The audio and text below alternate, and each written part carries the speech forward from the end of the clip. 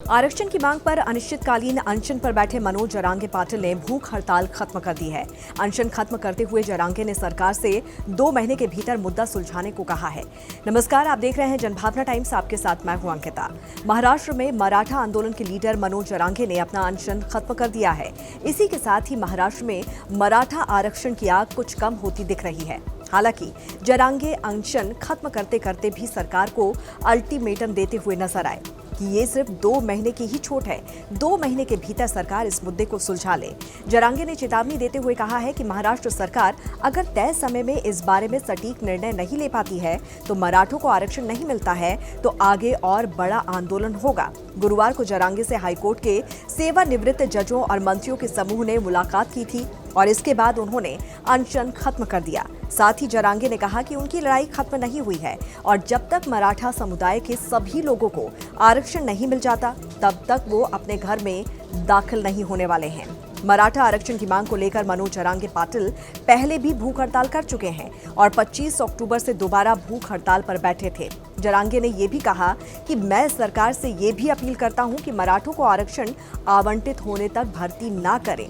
हम आपको आखिरी अल्टीमेटम दे रहे हैं। आंदोलन का नेतृत्व कर रहे मनोज जरांगे की बहुत सीधी सी मांग है। वो बस इतना कह रहे हैं कि सरकार बिना देर किए मराठाओं को कुणबी जाति का प्रमाण पत्र जारी करें। कुणबी जाति के लोगों को सरकारी नौकरियों से लेकर शैक्षणिक संस्थानों में आरक्षण मिलता है और अगर मराठों को कुणबी सर्टिफिकेट मिलता है तो उन्हें खुद ब खुद आरक्षण मिल जाएगा। जरांगे मराठाओं के लिए ओबीसी दर्जे की मांग कर रहे हैं। कोटा आंदोलनकारियों के खिलाफ दर्ज अपराधों को रद्द करने के लिए एक तारीख भी तय की जाए, ये भी उन्होंने मांग की है। तो वहीं सरकार ने कहा है कि 2 दिन के अंदर हम सभी केस वापस ले लेंगे। साथ ही सरकार ने यह भी कहा है कि आरक्षण 1 या 2 दिन में नहीं दिया जा सकता है, लेकिन मराठा समुदाय को ये निश्चित रूप से मिलेगा।